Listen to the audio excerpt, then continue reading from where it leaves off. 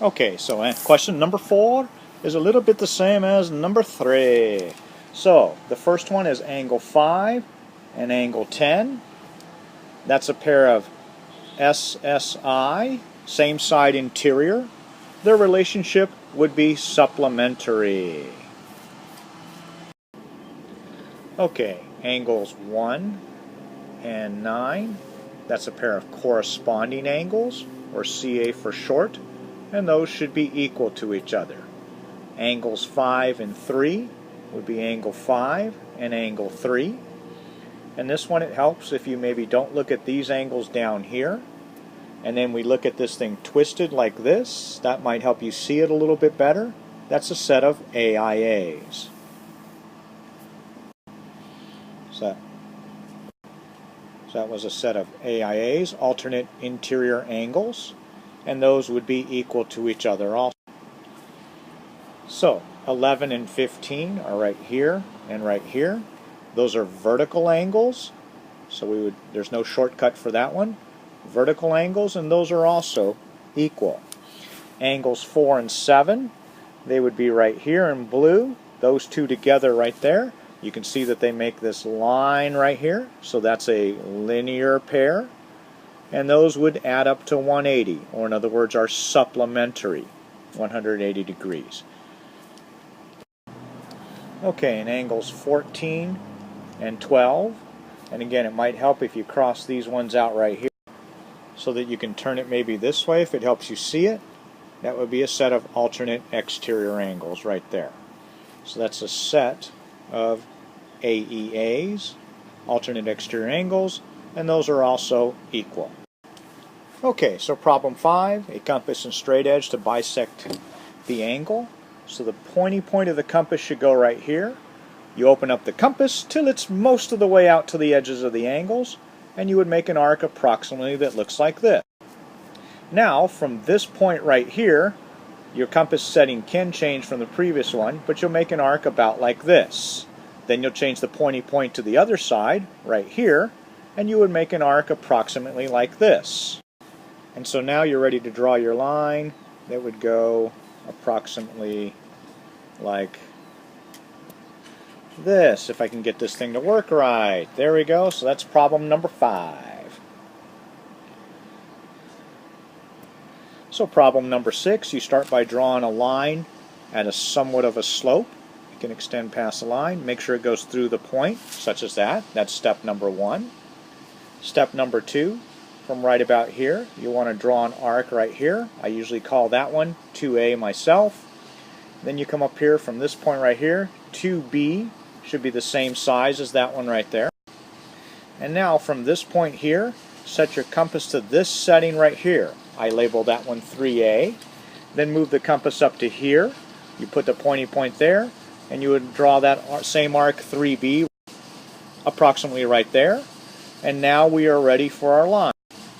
And so we connect up our dot with that point right there, and they should be real close to parallel. So problem number 7 is the 3 angles on the inside of a triangle. We should know by now that these 3 angles add up to 180 degrees. So we should start with 4x minus 24 plus the 2x plus the 3x minus 3 adds up to 180 degrees. Let's combine like terms to get 9x minus 27 adds up to 180 degrees. Add 27 to both sides. Be sure you're adding, not subtracting. Now divide both sides by 9. So we get x equals 23. And then we plug it back in. We should try both the 4x minus 24 and the 3x minus 3. So 4 times 23 minus 24.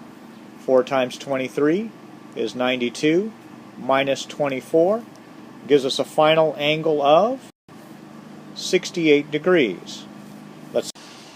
So again, we plug it into the 3x minus 3.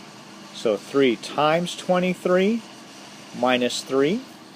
3 times 23 is 69 minus 3 is 66 degrees. So the largest angle was almost the 3x minus 3, but it is still the 4x minus 24 at 68 degrees. So problem number 8, these are vertical angles, so you should know that they are congruent to each other. This one is equal to that one. So you'll do 7x minus 20 equals 2x plus 95. Subtract 2x from both sides. Add 20 to both sides. Divide both sides by 5. So x is 23. So now we need to also find the measure of the acute angle. So we'll plug the 23 back into one of the angles. 7 times 23 minus 20. 7 times 23 gives us 161 minus 20. So the angle number 1 is 141 degrees, which we need to subtract from 180 to actually get the acute angle. So if this one's 141, the angle next to it would be 39 degrees, and that is the acute angle. So here we are on problem number 9.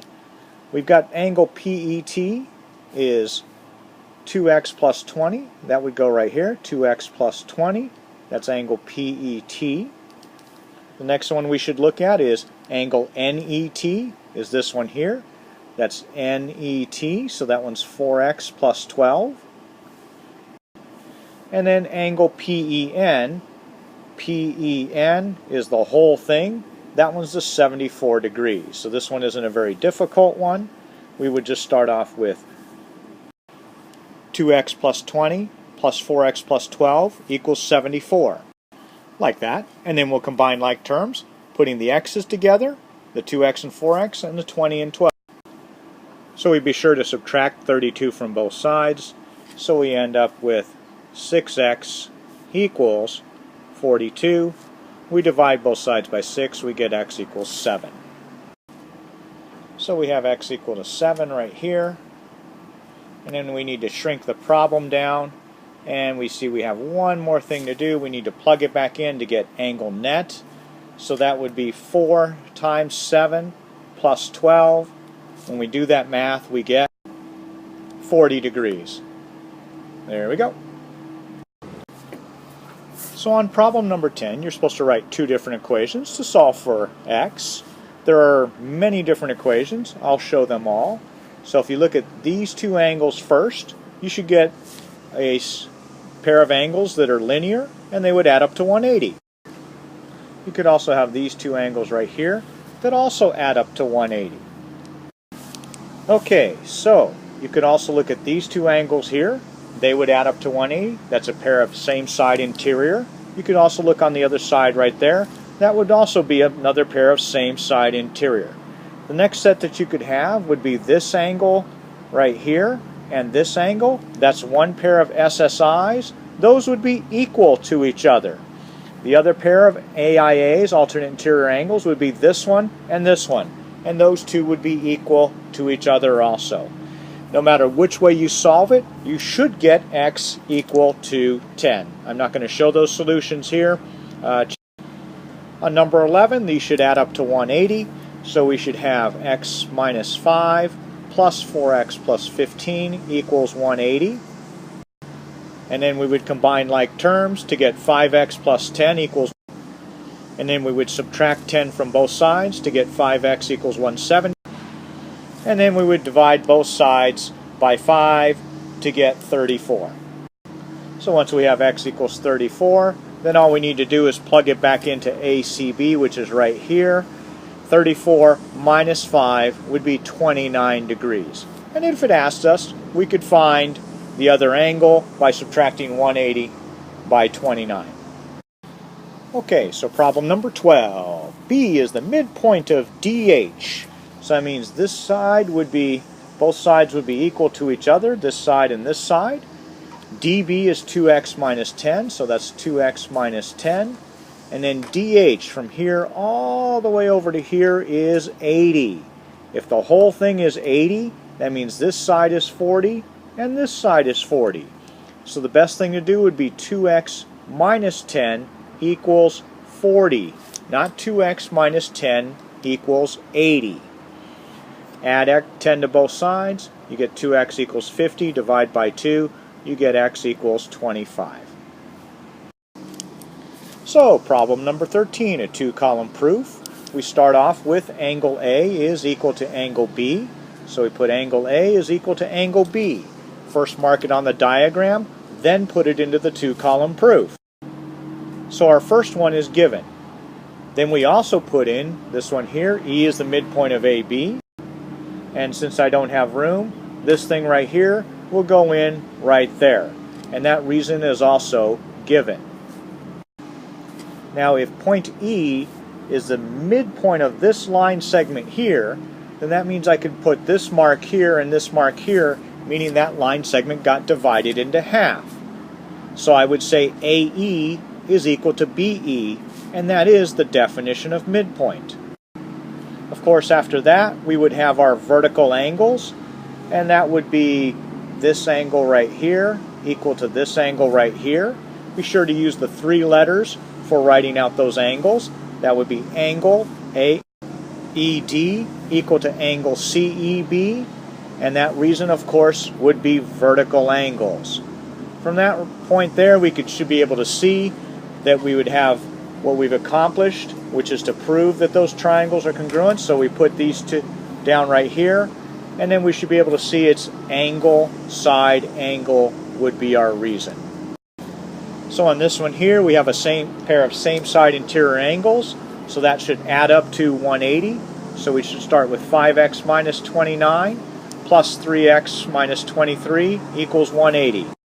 We combine like terms to get 8x minus 52 equals 180. We add 52 to both sides to get 8x equals 232, and then we divide both sides by 8 to get x equal to 29. So this pair of angles is same side interior, and we get an x value of 29. Okay, so on problem 15, we put the first one on here, ZA equal to ZC. That would go down right here. That's our given. Mark that as congruent on the triangle. Then we would put BA equal to BC on line 2. That would be BA equal to BC on line 2. And then, of course, we have the line down the middle. That's our reflexive property. That would be ZB equal to ZB, and the reason is reflexive. And from there, you should see that the two triangles are congruent to each other. So we would put this line right here on line 4, and the reason should be obvious, that it's side, side, side. I quite apologize for the messiness of all these videos, but it's my first shot with this thing. Hopefully the next one will be better and not any worse. Ah!